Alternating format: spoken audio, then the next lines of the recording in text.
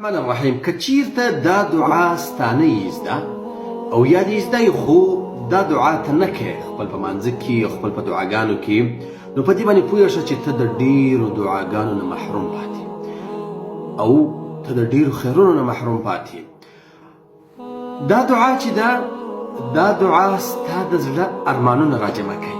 ستا په زړه کې به څومره ارمانونه دي، ډېر زیات ارمانونه دي او ته د الله رب العالمین نه نشې غوښتلی. یعنې ظاهره خبره د انسان ستړی کېږي او انسان کله یېر شي کله یو بل عذر ورته پېښ شي نو د الله رب العالمین نه ټول هغه ارمانونه نشي غوښتلی کوم چې د ده په زړه کې صحیح دی. یو ظاهري یو غټ ارمانونه چې هغه به د الله نه وغواړي خو د انسان په زړه کې قسمه قسم ارمانونه شته نو هغه ته د الله نه نشي غوښتلی. نو دا دعا چې ده دا د ټول ارمانونه سره راجمع کوي. دا دعا چې ده دا د دنیا د آخرت او د قبر او د دې زندګۍ ټول خیرونه یې سره راجمع کړي. دا دعا به رسول الله صلی الله علیه وسلم کوله.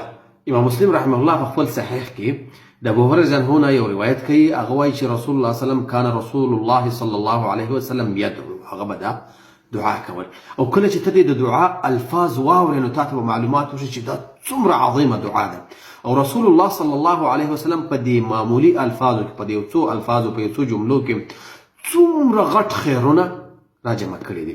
دا دعا څه و؟ دا دعا دا ده وی رسول الله صلی الله علیه وسلم به دا دعا کول چې اللهم اصلح لي ديني الذي هو عصمة أمري وأصلح لي دنياي التي فيها معاشي وأصلح لي آخرتي التي فيها معادي واجعل الحياة زيادة لي في كل خير واجعل الموت راحة لي من كل شر. دا پنځه جملې دي او پنځه کلمات دي.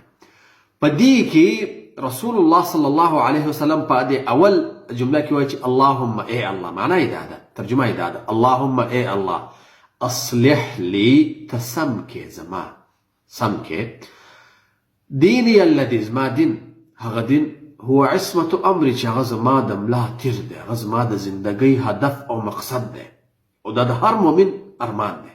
د اول ارمان د هر مؤمن په زړه کې دی چې دین مې سم شي.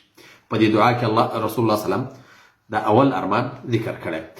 دویم واصلح لي دنیاي التي فيها معاشي. یا الله سمه مې کې دنیا، هغه دنیا چې په دې کې زه زندګي کوم، په دې دنیا کې زه زندګي کوم، په دې کې زه پیسو ته، په دې کې زه واده ته، په دې کې زه ملګرو ته، په دې کې زه قسمه قسم شیانو ته ضرورت لرم نو الله دنیا مې را سمه کې.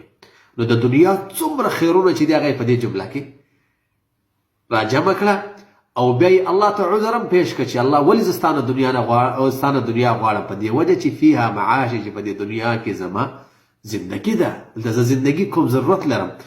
دریم واصلح لي آخرتي التي فيها معادي، یا په یو روایت کې راځي الیها معادي، او الله ته سم کې زما آخرت، هغه آخرت چې هغه ته زما ورتګ دی، یعنې په دې دنیا کې زه همیش نه پاتې کېږم. نو هر کله چې همیش نه پاتې کېږم نو الله آخرت مې را سم کړي ځکه هغه ته زه ورځم. نو د آخرت څومره خیرونه چې دي هغه یې په دې جمله کې راګیر کړي. او بیا څه وایي؟ بیا فرمایي واجعل الحیاة زیادة لي في كل خیر. یا الله داسې دی چې دا زندګي مې سمه شي خو د خیر کارونه ونه کړم، ثوابونه ډېر ونه ګټم. نو رسول الله صلی الله علیه وسلم فرمایي چې یا الله ته وګرځې زما دپاره دا زندګي زیاتوالی په هر خیر کې، یعنی هر کار چې زه کوم هغه د خیر کار او زما په زندګۍ کې خیرونه زیات شي، هغه که د دنیا خیر او که د آخرت خیر، یعنی پالتو او بې فایدې عبث وخت تیر نه کړم. او آخر جمله یې دا ده چې واجعل الموت راحة لي من كل شر. ای الله وګرځوه مرګ زما دپاره راحت د هر تکلیف نه.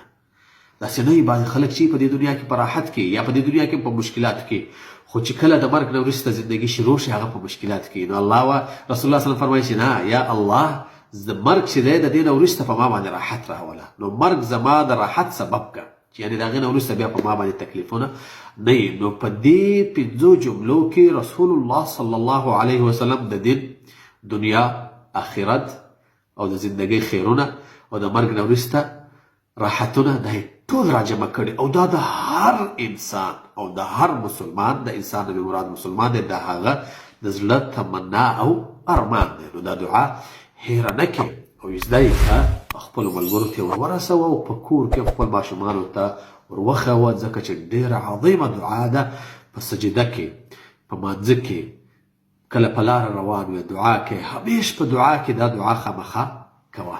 الله رب العالمین دې موږ ته دا څومره جملې چې او دا څومره دعاګانې چې رسول الله صلی الله علیه وسلم په دې دعا کې خیرونه چې رسول الله صلی الله علیه وسلم را جمع کړي دي، رب العالمین دې دا ټول موږ ته را په نصیب کړي.